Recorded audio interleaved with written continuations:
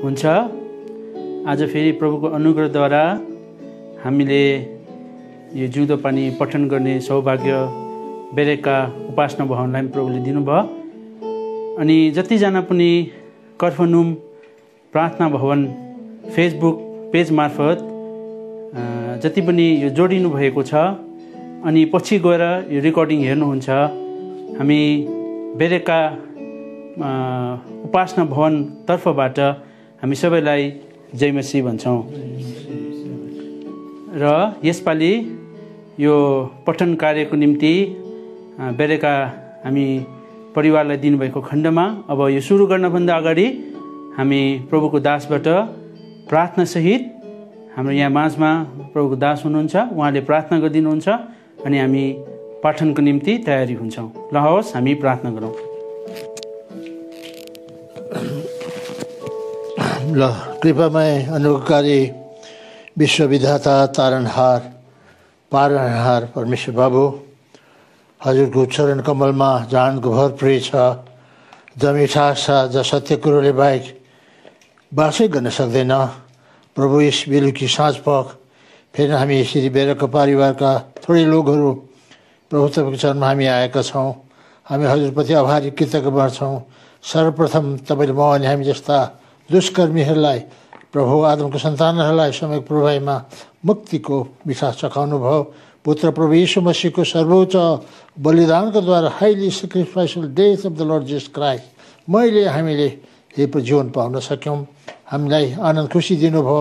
प्रभु रुवाबासीमा हे प्रभु तपाईँले हामीलाई आनन्दको समय दिनुभएको छ। यी सबको निम्ति हामी तपाईँलाई धन्यवादी बन्छौँ र हामी जस्तो छौँ त्यस्तै प्रभु परमेश्वर तपाईँको चरणमा आएको पुत्र प्रभु यीशु मसीहको अनमोल लहुको द्वारा मेरो हाम्रो पाप गर्नुहोस्। मात्र नभएर जति विश्वमा सुनिरहेका प्रिय भाइ बहिनीहरू छन्, हे प्रभु यहाँको विशेष ख्याल सुधि राखिदेऊ बिन्ती अनि प्रार्थना छ। हामी धन्यवादी बन्छौँ। तपाईँले हामीलाई विगत वर्ष समयमा प्रभु यसरी जिउँदो पानीको पठन गर्नको निम्ति कफरनहुम मण्डली भएका आफ्नो सेवक भाइ दोल सिंहलाई तपाईँले आत्मामा अगुवाई गर्नुभयो अनि उहाँलाई जुन प्रकारले सेवा सञ्चालन आजको दिनसम्म भइरहेको छ, 42 अङ्कसम्म प्रभु पढिसक्यौँ। विभिन्न मण्डलीहरूले यहाँ मात्रै बेरेका मात्र नभएर कालेबुङ दार्जिलिङ जतिले यसमा सहभागिता जनाए हामी हजुरप्रति आभारी बन्छौँ। र आज विशेष गरिकन बेरेकावासीलाई यो ठुलो सौभाग्य तपाईँले दिनुभयो।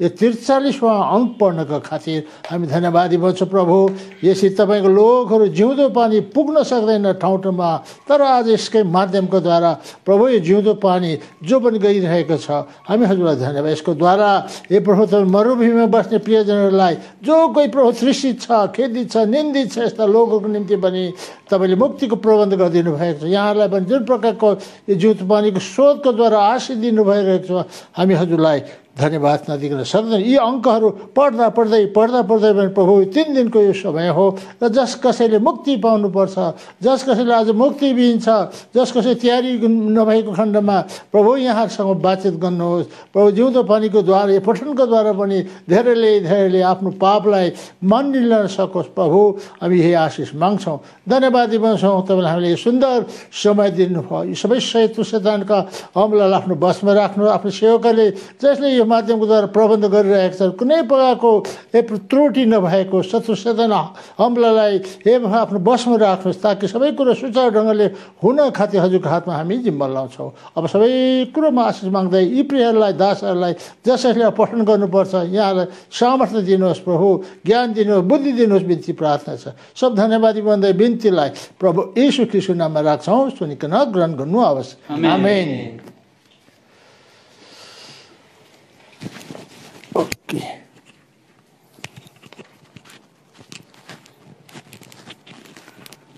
हुन्छ। कतिवटा तकनिकी कारण के असुविस्ता भयो, हामी क्षमाप्रति बन्छौँ। र यसपालि हामी फेरि हिजोसम्म 42 अङ्कलाई पढी सिद्ध्याउनु भयो प्रभुको जनहरूले अनि आशा गर्छौँ प्रभुले जतिजनालाई यसमा सहभागिता बनेर सुनिदिनु भयो, हेरिदिनु भयो अनि हामी आशा गर्छौँ प्रभुले तपाईँलाई आशिष दिनुभयो।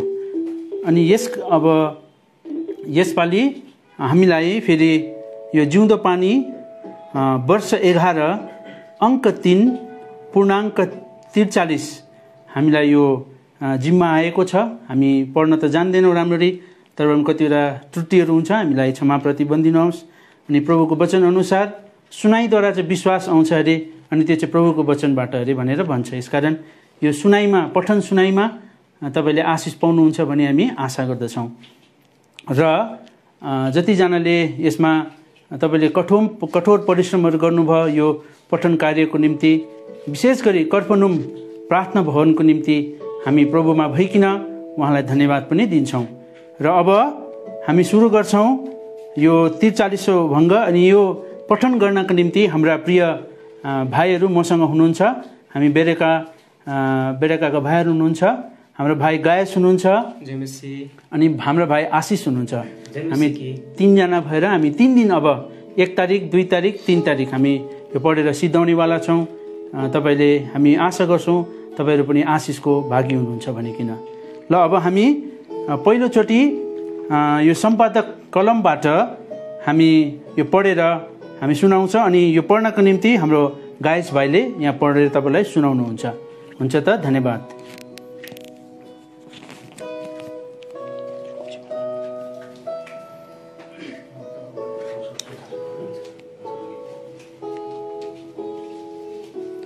त हजुरहरूले मेरो नाम पनि सुनिसक्नुभयो। अघिबाटै प्रभुको सेवकले, प्रभुको दासले प्रार्थना गरिदिइसक्नु भएको छ।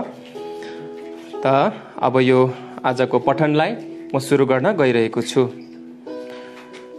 43औं भङ्गालो, को दोषी को विनाशक, आफ्नै जय जन्म भई हुर्की बढी 100 यौवन बुढ्यौली खेपेर बिति जाने सपना सरह जीवन चक्रलाई हामी संसार भन्छौँ।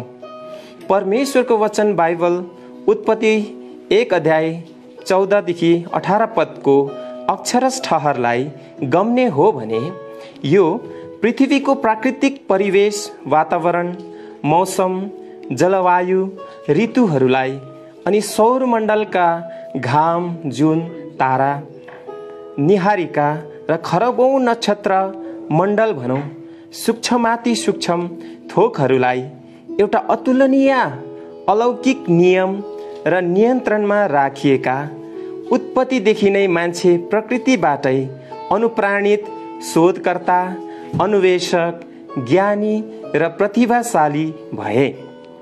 आफ्नो बलबुतामा दिनरात घोटिएर पृथ्वीमा मानिसले सभ्यताहरूको बुर्ज उठाउँदै आइरहेका छन्।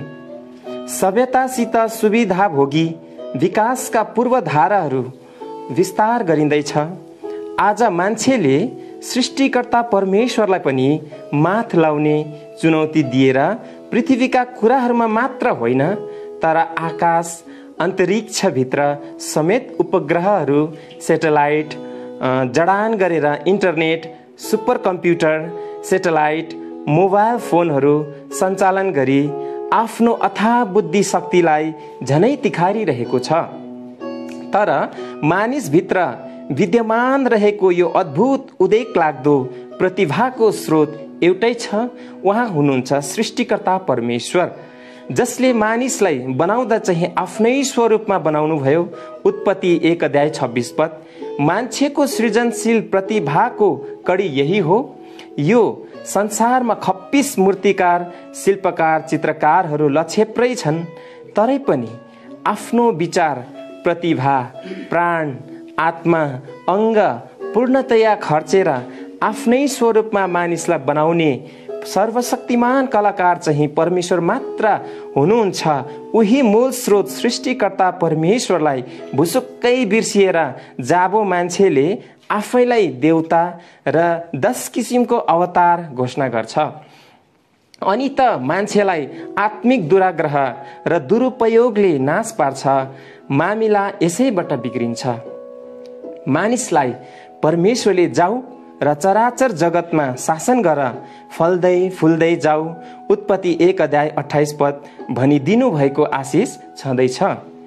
तर यत्रो परमेश्वरीय अमूल्य अकाट्य आशिष पाएर पनि मान्छेले आफैमा भएको असल र खराबलाई छुट्याएर हेर्न ज्ञानको स्वतन्त्रतालाई भने नकारात्मक अनैज्ञाकारिताको पापमा हाली श्रापित ढङ्गले दुरुपयोग गरिरहेछ। उसकै पापिष्ठ कार्यले मान्छेको छातीमा पसिनाको सिमसार उम्रियो, भूमिमा सिउँडी र मैतालु काँडाहरू उम्रिए। तथाकथित दिव्य अवतार भुइँ टोपोलेर पनि उसले गरेको पापको तिर्नै पर्ने ज्याला भएर मान्छेलाई सखा पार्न मृत्यु आयो। ऊ निरुपाय निरीही बन्यो। अन्तिम शत्रु मृत्यु पनि अनेकौं विषाक्त तत्त्वहरूमा संक्रमित भएर आयो। कहाली लाग्दो मृत्युको विनाश लीलाले मान्छे आक्रान्त बन्यो, प्रकृति बिथोलियो। तर यसमा मान्छे आफै सरासर दोषी छ। यदि म होइन फलानो दोषी छ भनेर मान्छेले आफू दोषमुक्त हुने उपाय खोज्छ भने ऊ एउटा भुसुनालाई अड्डा अदालतमा मुद्दा हालोस्। छ कोही इन्द्रको बाबु चन्द्रे? छैन, एउटा पनि छैन। यसैले हिजोआज मान्छेले आफू स्वयं वैज्ञानिक, शोधकर्ता, अन्वेषक, बुद्धिजीवी, लेखक, पत्रकार भएर यो गिरेको पापलाई स्वीकार्दैछन्। मानवविकृत नाश, विनाश, प्रकोप, आपद विपद भनेर लिखित सङ्कलित दस्तावेजले नै बताउँछ। ठुला ठुला अप्रिय, भयानक, भूल र संहारक घटना दुर्घटनाहरू मान्छेकै दोषले गर्दा भएका छन्, भइरहेछन्।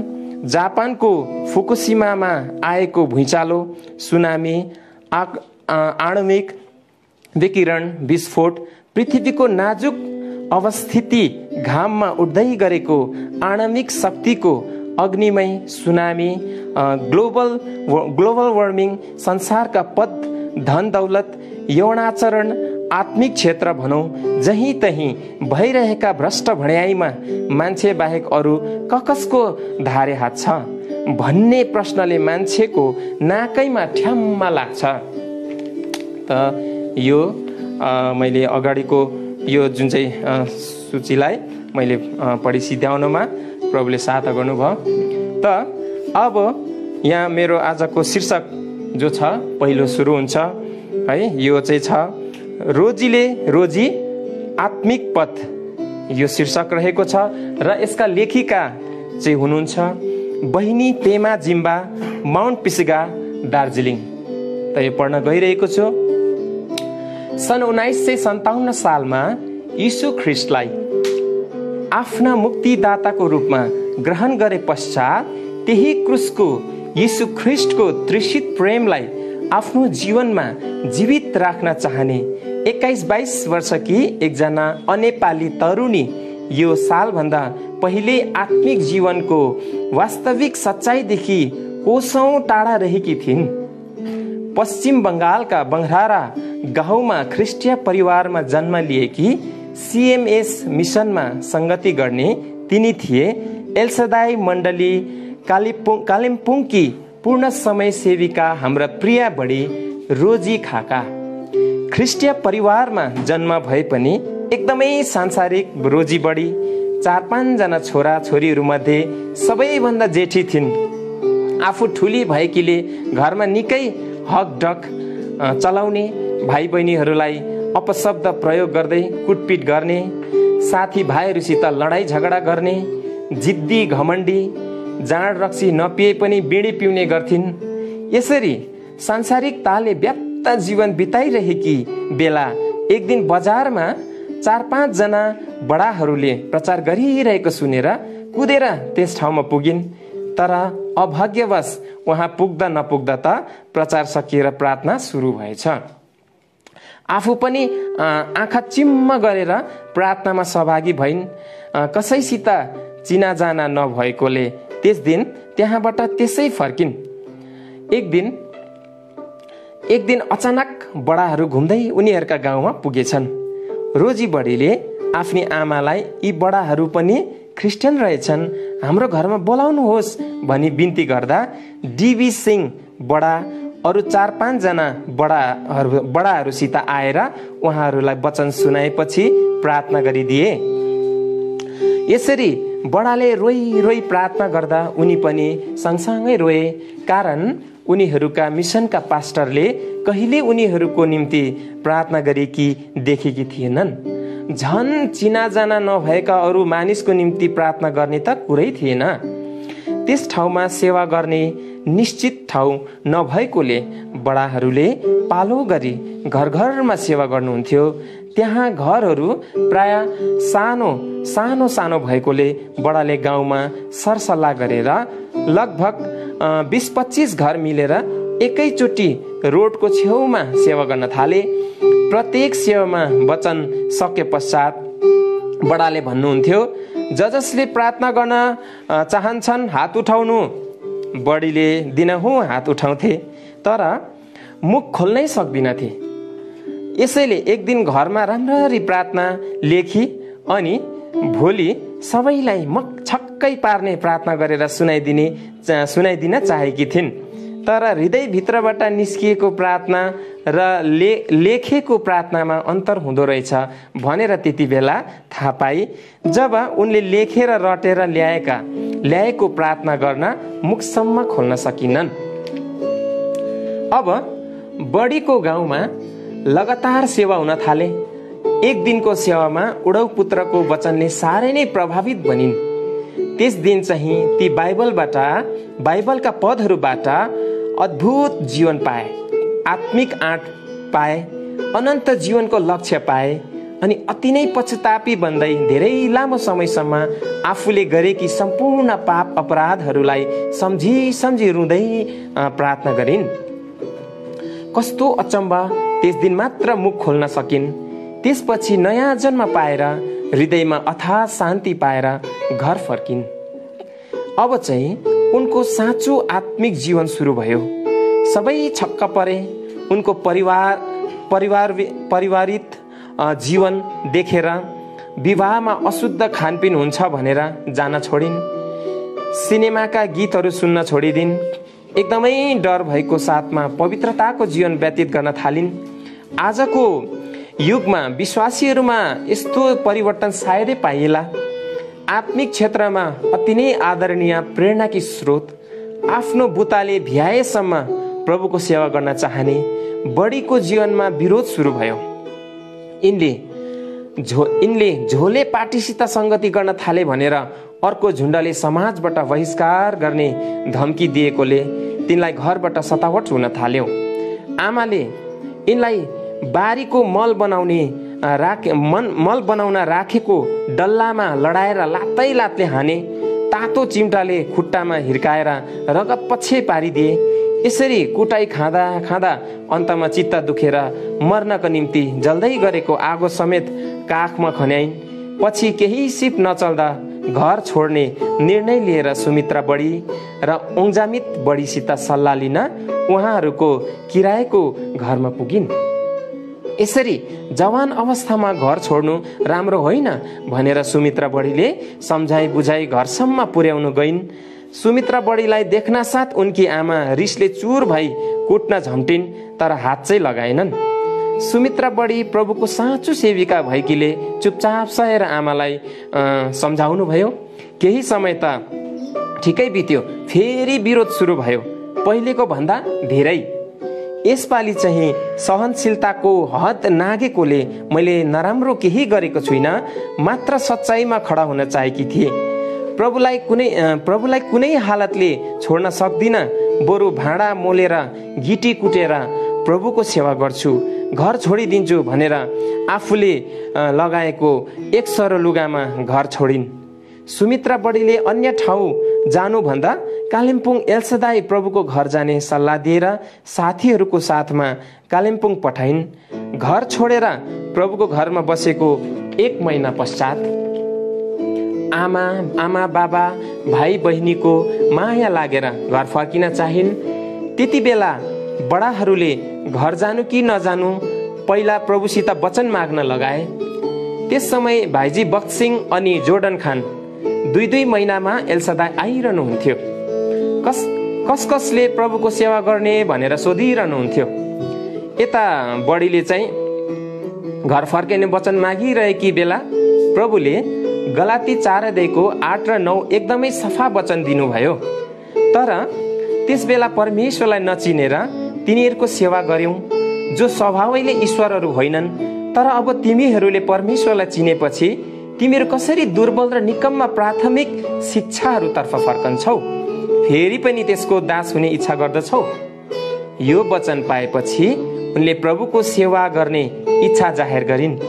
पूर्ण समय सेविका भएर सेवा गर्न लडतरको कुरो होइन, एकदमै समर्पित जीवन हुनुपर्छ। सानो सानो खाँचो पूरा गर्नु प्रार्थना गर्नुपर्छ।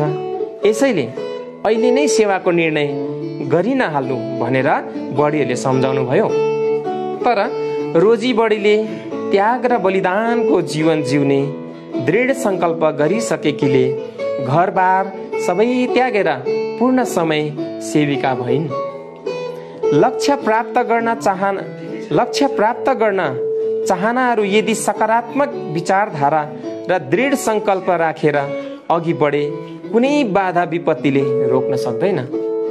अब जवान रोजी बढी पूर्ण समय सेविकाको रूपमा दिएका हर सेवा पूरा गर्न तल्लीन भइरहेकी समय यिनको विवाहको कुरा उठ्न थाल्यो। बिहे नगरी एक्लै रहेर प्रभुको सेवा गर्ने हट लिएर 1 वर्षसम्म अस्वीकार गर्दै प्रार्थना गरिरहन्। प्रभुको इच्छामा यिनले वैवाहिक जीवन बिताउनु थियो। यसैले जिम्मेवारी दासीहरूले जवानहरूलाई एक्लै सेवा गर्न चर्को हुन्छ। तिमीले बिहे गर्नु भन्ने आदेश मुताबिक सन् 1959 सालमा राँचीबाट आउनुभएका मसी प्रकाश खाका बडा, जो जातमा आदिवासी अनि भाषा पनि भिन्नै थियो, उनीसित बडीको एल्सदाई मण्डलीमा पवित्र बिहे भयो। परमेश्वरले उनको परिवार बढाउनु भयो। 4 भाइ छोरा 1 बहिनी छोरी गरी जम्मा 7 जनाको परिवार। त्यस समय सरकारी स्कुल पढाउन 2 रुपियाँ मात्र वार्षिक शुल्क तिर्नु पर्थ्यो। त्यही तिर्न पनि गाह्रो। मण्डली सानो, 100-150 विश्वासी मात्र जुट्थे सेवामा।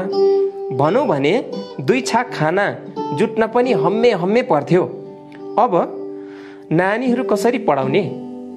उनी सिलाइ बुनाइमा निपुण, जाँगरको कमी नभए पनि सेवक सेविकाले अन्य काम गर्न नपाउने। त्यसभन्दा अघिल्ला समयहरूमा कहिले यस्तो कसिलो पीडा खप्न परेको कुनै अनुभव थिएन उनलाई। यस्तो सङ्घर्षपूर्ण स्थितिमा 2 दम्पति रात जागो रहेर रुँदै प्रार्थना गर्न थाले। साँच्चै परमेश्वरले प्रार्थना सुन्नुभयो।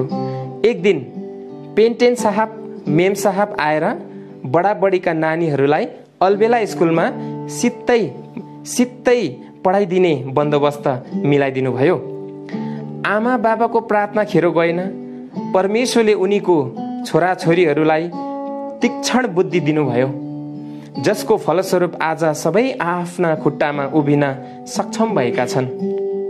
आजको शिक्षित मान्छेका यस सङ्घन वनमा अशिक्षित मान्छेहरू सधैँ पछि परिरहेका छन्। तर यहाँ ठिक विपरीत भएको छ। परमेश्वरको कृपाले अशिक्षित अनेपाली आमा बाबाले भीषण प्रताडनामाझ रहनु भएको अत्यन्त कठिन समयमा पनि सभ्य शिक्षित अनि नेपाली छोराछोरीहरू जन्माए। सन्डे स्कुलको शिक्षामा हुर्केका ती बालक बालिकाहरू सबैको पवित्र बिहे भएको छ। बडी अति नै भाग्यशाली आशिषित आमा, जसले आफ्ना छोराहरूको साथमा 4 जना नेपाली बुहारीहरू अनि छोरीको साथमा नेपाली ज्वाइँ मण्डलीका सबै विशेष सेवाहरूमा पूर्ण समय सेवक सेविका सरह खटिरहेका देख्न पाउँछिन्। आज बडी 73 वर्ष पुगिन्। 2000 सालमा बडालाई प्रभुले आफ्नो महिमामा लानुभयो। शरीर रोगले ग्रस्त छन्। खुट्टा दुख्ने रोगले धेरै हिँड्नु सक्नुहुन्न। तर यिनी अति नै सन्तुष्ट हुनुहुन्छ, कारण आफ्नो सेवाको कार्यकाल समयमा नानीहरूलाई छोडेर धेरै नै सेवाहरू पुरा गर्नुभएको छ। तुरुकमा झन्डै 8-9 वर्ष सेवा गर्नुभयो। आत्मिक परिश्रमले लगनशीलताले सेवा गरेको फलस्वरूप तुरुकमा पक्का सेवा घर बनियो। त्यसपछि नाम्ची जानुभयो, त्यहाँ पनि मण्डली खडा भए। बडाबडीको लगातारको भिजिटिङले गर्दा नन्दुगाउँ, कामराङ, झोलुङतिर काम बढ्दै गयो। अब यहाँहरूलाई नेपाल, तरारा, धरान, काठमाडौँ अनि दार्जिलिङ माउन्ट पिस्गामा पनि पठाइयो। यी ठाउँहरूमा यहाँहरूले धेरै नै योगदान पुर्याएका छन्। यस ठाउँका मण्डलीहरू बलियो अथवा स्थापित बनिनुमा यहाँहरूको परिश्रमको ठुलो हात छ। बुढेसकालमा पुगेका रोगले जीर्ण शरीर लिएर पनि प्रभुको घर छोड्नु भएको छैन। छोरा छोरीले स्याहार सम्हाल गर्न आफ्नो घर लाने कुरा गर्दा मैले प्रभुलाई जीवन अर्पण गरेकी हुँ। जहाँबाट प्रभुले मेरो लोग्नेलाई लानुभयो त्यही नै म प्रभुलाई पर्खन्छु भन्नुहुन्छ। छोराछोरीको घरमा गए पनि 1 महिना बसेर फर्किहाल्नुहुन्छ। उहिले र अहिलेको सेवामा केही फरक, राम्रा नराम्रा कुराहरू पाउनुहुन्छ भनेर जान्न चाहँदा बढी भन्नुहुन्छ। सेवा सबै त्यही हो। परमेश्वरको सेवालाई नराम्रो भन्न सकिँदैन। परमेश्वरको सेवा कहिल्यै परिवर्तन हुँदैन। संसारको परिस्थितिले सेवाको समय परिवर्तन भएको छ अनि सेवा गर्ने मानिसहरू परिवर्तन भएकोले उहिलेको जस्तै भक्ति, प्रेम र समर्पण कम्ती भएको छ। अब उहिलेकाहरूले कष्ट भोगेर सेवा गरेका फलस्वरूप आजका सेवक सेविकाहरूलाई कति धेरै सुख सुविधा दिनुभएको छ। यो उहिलेका विश्वासीहरूको प्रार्थनाको प्रतिफल हो। आजको स्तम्भमा उल्लेख गरिए कि हाम्रा रोजी बढीको अवदान केवल पढेर मात्र होइन, तर प्रत्येक विश्वासीले आफ्नो जीवनमा व्यवहार पनि गरेको हुनुपर्छ। प्रभुमा अर्पण भएपछि पूर्ण समय सेविकाको रूपमा लागिरहने रोजी बढीप्रति सुस्वास्थ्य र दीर्घायुको अनेक शुभकामना। हस्, धन्यवाद। जय मसीह।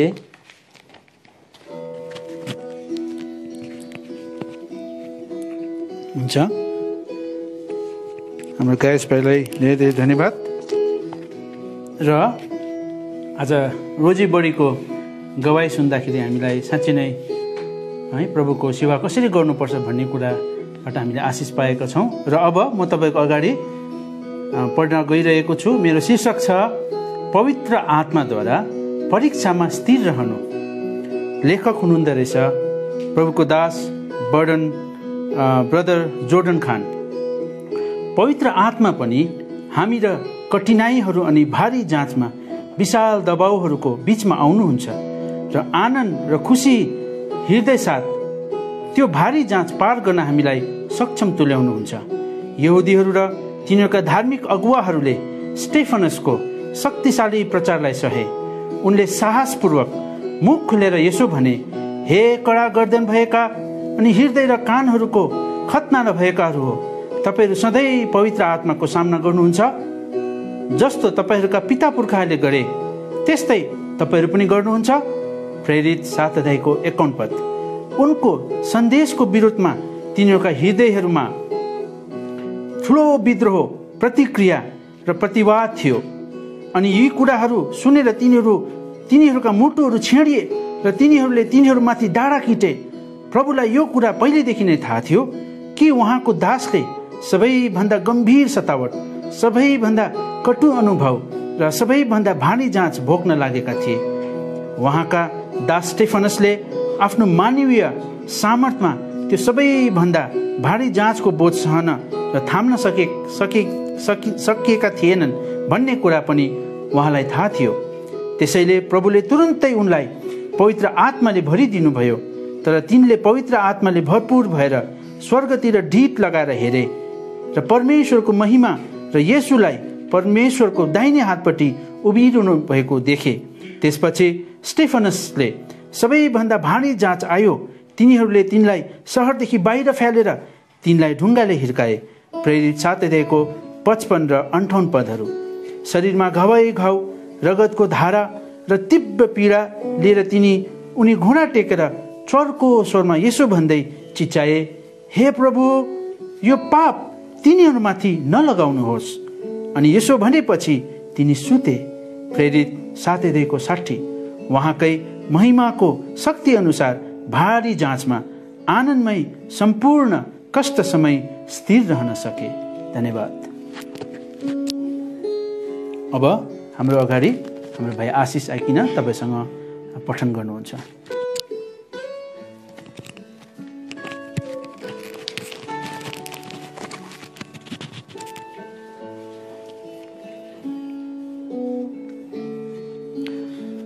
सबैलाई प्रेमी जय मसीह। मेरो पाठको शीर्षक छ आत्मिक अनिकालको अर्थ। हामी प्रत्येकलाई केही न केही तोडा दिएको छ, त्यसलाई काममा लाउनु पर्ने रहेछ। आत्मिक अनिकालको अर्थ बाइबल अध्ययन, जानुका शिवा, माउन्ट मोरिया, माबो, नेपाल। पहिलो अनिकाल। उत्पत्तिको किताबमा यस प्रकारको अनिकाल आएको थियो। याकुबको 12 भाइ छोराहरूमा युसुफलाई उनका बाबुले माया गर्नुहुन्थ्यो र उनको लागि बाहुला समेतको लामो लबेदा बनाइदिएको थियो। यही कारण उनका दाजुहरूले डाहा गर्न थाले र उनलाई मार्नसम्म तयार भए।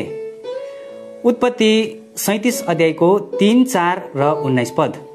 अहिलेको समयमा मण्डलीहरूमा पनि यस्तो डाहा र ईर्ष्याका कामहरू प्रशस्त भइरहेको छ। संसारका मानिसहरूले यस्ता उखान गर्दछन्, आरिसले मरिजा देखासेकी गरिखा। यही आरिस र डाहा मण्डलीमा ठुलो झगडाको कारण बनेको छ। त्यो कनान देशमा परमेश्वरले आशिष दिनुभएको थियो, तर यसरी एक अर्कामा अथवा दाजुभाइहरूमा भएको डाहाको कारणले त्यो सकाल भरिएको देश पनि अनिकालमा भएर जानु पर्यो। त्यही प्रकारले अहिलेको विश्वासी अथवा व्यक्तिमा भएको डाहा र आरिसले मण्डलीहरूमा नै ठुलो अनिकाल भइरहेछ। यसकारण हामी उद्धार पाएका जन भएर पनि हृदयमा परमेश्वरलाई स्थान दिनुको सट्टामा डाहाको मृत्युलाई सजाएर बसेका छौं अथवा सेवा गरिरहेको छौं।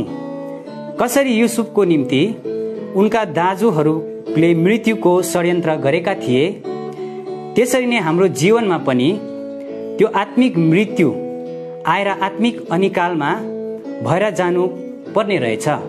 यसकारण हामीले पनि होसियारीको साथमा सेवा गर्नुपर्ने रहेछ। आफैलाई जाँच गर्नुपर्ने रहेछ, के मैले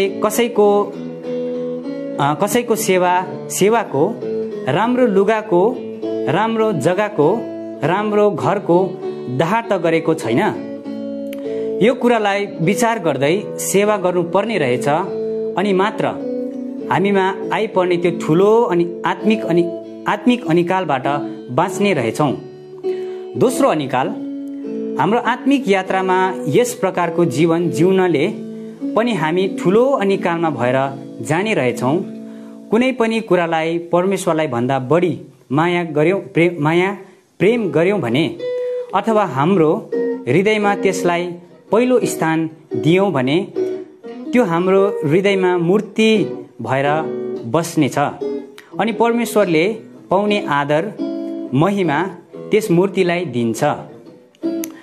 अनि हामीमा भएको आत्मिक प्रकाश बिलाएर जान सक्छ। यही प्रकारले यी दिनमा मण्डलीहरू आत्मिक अनिकालले ग्रस्त भएको अनुभवमा गइरहेछ। शरीरका कुरालाई पहिलो स्थान दिएको कारण मण्डलीमा हुनुपर्ने सेवा हराएर जाँदैछ। दाउदको जीवनमा पनि कसरी त्यो ठुलो अनिकाल भएको कुरालाई हामी परमेश्वरको वचनमा पढ्न पाउँछौं। दोस्रो सामुएलको किताब 21 अध्यायको 1 पद। यसकारण हामीले पनि यस प्रकारका अनिकालबाट बाँच्नका निम्ति परमेश्वरलाई पहिलो स्थान दिनु अति नै जरुरी रहेछ। अनि त्यो ठुलो अनिकालबाट बाँच्नका लागि सधैँ प्रार्थना वचनमा ध्यान दिनुपर्छ। तब मात्र हामीमा आइपर्ने यस ठुलो अनिकालबाट बाँच्न सक्ने रहेछौं। तेस्रो अनिकाल। बेथलेहेम जसको अर्थ रोटीको घर अथवा खानेकुराको घर हो। तर यही बेथलेहेममा ठुलो अनिकाल पर्न थाल्यो। यस्तो अनिकालले समयमा नाओमीले परमेश्वरमाथि भरोसा गर्नुपर्ने थियो, परमेश्वरलाई प्रार्थना गर्नुपर्ने थियो। तर यसको सट्टामा परमेश्वरको घरलाई नै छोडेर गएको कुरालाई थाहा पाउँछौँ।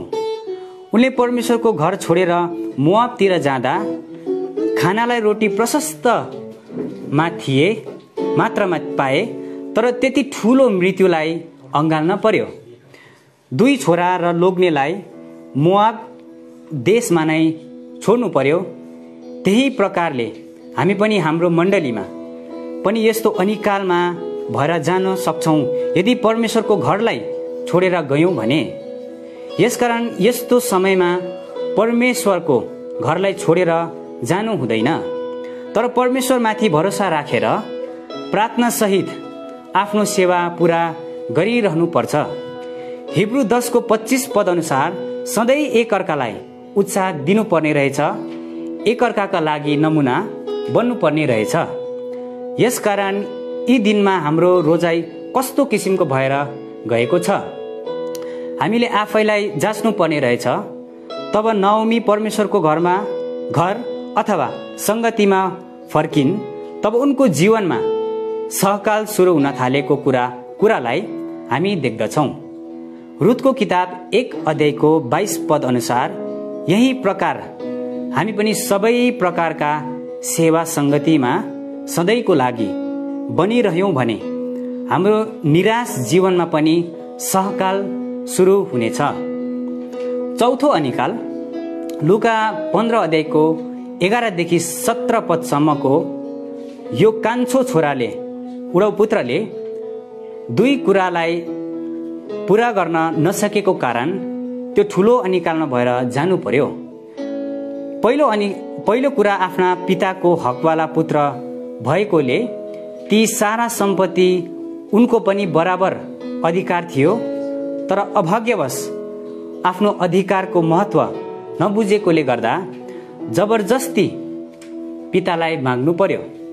अनि यी सम्पत्तिको सही उपयोग गर्न नजानेकोले उनले थोरै समयमा नै सबै उडाइ पठायो।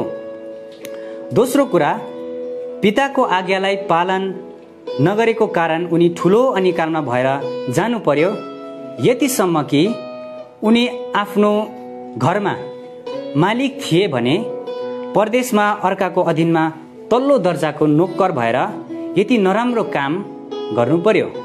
यसकारण हामीले पनि प्रभुमा जुन सम्पत्ति पाएका छौँ त्यसलाई उपभोग गर्न जान्नु पर्ने रहेछ, अनि मात्र हामी पनि त्यो ठुलो अनिकालबाट बाँच्न सक्ने रहेछौँ।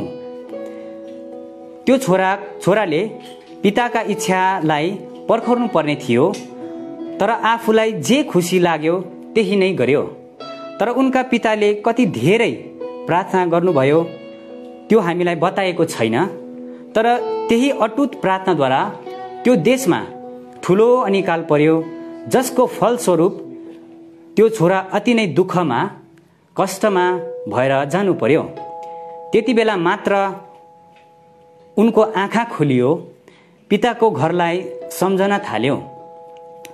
अन्तमा पश्चातापी बन्दै लाज शरम पचाएर पिताको नजिक गए। हामी प्रत्येकलाई केही न केही तोडा दिएको छ, त्यसलाई काममा लाउन जान्नु पर्ने रहेछ। अनि हामीले जे पनि गर्दछौँ त्यसमा परमेश्वरको इच्छालाई बुझ्न अति जरुरी रहेछ, नत्र भने हामी पनि त्यो ठुलो अनिकालमा भएर जाने रहेछौँ। यसरी नै हाम्रो जीवनमा दुःख, रोग, घटी आउनु पनि अति आवश्यक रहेछ। त्यही दुःखले, घटी कमीले हामीलाई पनि परमेश्वरको नजिक पुर्याउँदो रहेछ, अनि हामीले गरेका हाम्रा जीवनका सम्पूर्ण पापलाई पनि देखाउँदो रहेछ। यसकारण हामी दुःखसँग भाग्नु हुँदैन रहेछ। पहिलो तिमोथी 2 अध्यायको 12 पद। हुन्छ, सबैलाई जय मसीह।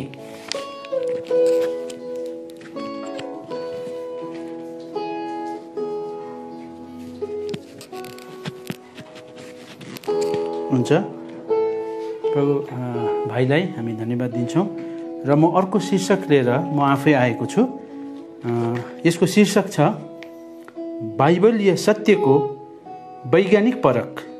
अनि लेख्नु भएको रहेछ राजा रोजेस, माउन्ट पिसका, दार्जिलिङ। खोज। पहिलो सत्य, पृथ्वीको आकार गोलो छ।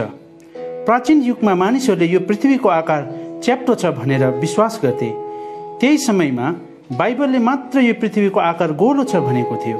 यस सत्य बाइबलमा यसैया भविष्य अगमवक्ताले करिबन 740 देखि 680 ख्रीष्टपूर्व यसैयाको किताब 40 को 22 पदमा लेखिएको थियो। यसैया 40 को 22। उहाँ तिनै हुनुहुन्छ जो पृथ्वीको गोलकारमा विराजमान हुनुहुन्छ र पृथ्वीको बासिन्दाहरू चाहिँ फटेङ्ग्रा जस्तै छन्। उहाँले आकाशलाई पर्दा चाहिँ फिजाउनुहुन्छ औ त्यसमा बास गर्न पाल चाहिँ त्यो फैलाउनुहुन्छ। यस पदको अन्तिम भागले फैलिँदै जाने अन्तरिक्ष वैज्ञानिक सिद्धान्तलाई पनि पुष्टि गर्छ। दोस्रो सत्य, पृथ्वी अन्तरिक्ष शून्यमा झुन्डिएको छ। अयुब 26 को 7 पदले भन्छ, उहाँले उत्तरलाई खाली ठाउँमाथि फैलाउनु भयो अनि पृथ्वीलाई शून्यतामा झुन्ड्याउनु भयो। तेस्रो सत्य, पृथ्वी 70% पानी अनि 30% जमिनले बनिएको छ।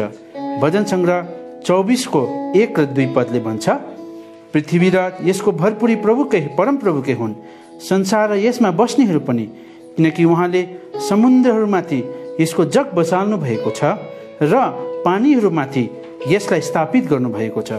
भजन सङ्ग्रह 136 को 6 पद, उहाँलाई जसले पानीमाथि पृथ्वीलाई फैलाउनु भएको छ, किनभने उहाँको करुणा सदा सर्वदा रहिरहन्छ। दोस्रो पत्रुस 3 अध्यायको 5 पद, किनकि तिनीहरू यस कुराको विषयमा अनजान रहन चाहन्छन्। परमेश्वरको वचनद्वारा प्राचीन आकाशहरू भए पनि पृथ्वी पानीबाट र पानीद्वारा रहिरहेको थियो। चौथो सत्य, अन्तरिक्ष अन्धकार छ।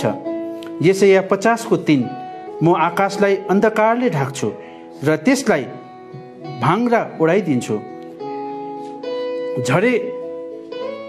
पाँचौं सत्य, समुद्र पनि पानीको मूलहरू छन्। अयुब 38 को 16, के तँ समुद्रको मूलहरूसम्म झरेको छस् अथवा जानै नसक्ने गहिराइमा हिँडेको छस्? छैटौं सत्य, परमेश्वरले पृथ्वीको साथै अरू संसारहरू अथवा ग्रहहरू पनि बनाउनु भयो।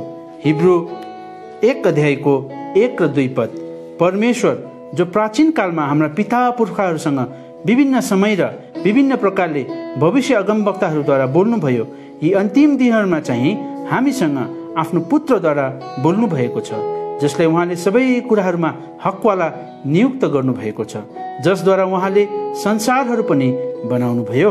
सातौं सत्य, परमेश्वरले पृथ्वीमा मात्र जीवन सम्भव हुने ग्रह बनाउनुभयो। यसैया 45 को 18 पद, स्वर्गहरू सृजना हुने परमेश्वर यसो भन्नुहुन्छ, परमेश्वर स्वयं जसले पृथ्वीलाई रच्नुभयो अनि बनाउनुभयो, उहाँले स्थापित गर्नुभयो, उहाँले यसलाई व्यर्थमा सृष्टि गर्नु भएन, उहाँले यसलाई आवाज गर्नलाई बनाउनुभयो। म परमप्रभु हुँ, म बाहेक अरू कोही छैन। यसैया 42 को 5, आकाश सृष्टि गरेर त्यो फैलाउनु हुने औ पृथ्वी र त्यसबाट उत्पन्न हुने फैलाउनु हुने र त्यसमा भएका मानिसहरूलाई सास औ त्यसमा हिँडडुल गर्ने आत्मा दिनुहुने परमेश्वर यसो भन्नुहुन्छ।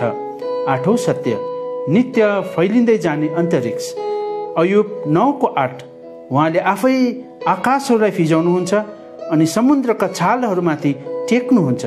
यिर्मया 51 को 15, उहाँ नै हुनुहुन्छ जसले पृथ्वीलाई आफ्नो सामर्थ्यले सृजनुभयो, जसले आफ्नो ज्ञानले संसारलाई स्थापित गर्नुभयो, आफ्नो बुद्धिले उहाँले आकाशलाई फैलाउनु भयो।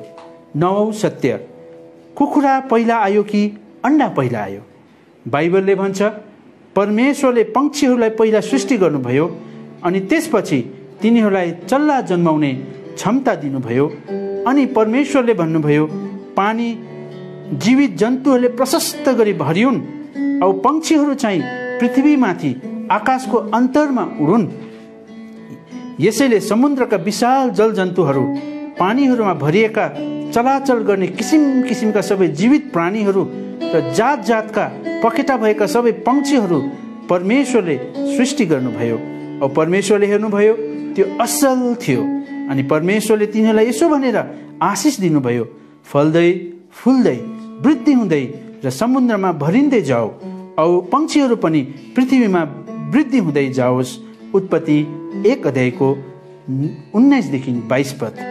10औं सत्य, रिभल्भिङ अर्थात् घुम्दै परिक्रमा गर्ने पृथ्वी। लुका 17को 34 र 36। म तिमीहरूलाई भन्दछु, त्यस रात 2 जना मानिस एउटा खाटमा हुनेछन्, एउटा लगिनेछ र अर्को छोडिनेछ।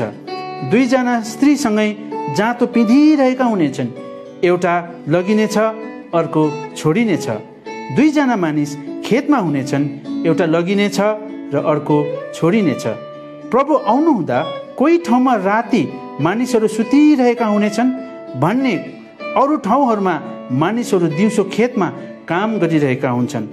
यसले परिक्रमा गर्दै घुम्ने अथवा रिभल्भिङ अर्थलाई संकेत गर्दछ। 11औं सत्य, सन मुभ इन अ सर्किट। घामले पनि ब्रह्माण्डमा चक्कर लाउँछ। भजन सङ्ग्रह 18को 4 को अन्तिम भागदेखि 6 पदसम्म तिनीहरूमा उहाँले सूर्यको लागि तम्बु खडा गर्नुभएको छ, जो आफ्नो कोठाबाट निस्किरहेको दुरा जस्तै छ, जो दौड्नलाई बलवान मानिसले रमाउँछ। आकाशको एक छेउदेखि त्यो निस्केर जान्छ अनि त्यसका छेउहरूसम्म त्यसले चक्कर मार्छ अनि तापबाट केही कुरा लुकेको छैन। विज्ञानले यही कुरालाई पुष्टि दिँदै भन्छ कि घाम ब्रह्माण्डमा 6 लाख माइल प्रति घण्टाको रफ्तारमा दौडिरहेको छ। 12औं सत्य, light travel in a straight line अथवा ज्योति सिधा मार्गमा हिँड्छ। अयुब 38को 19।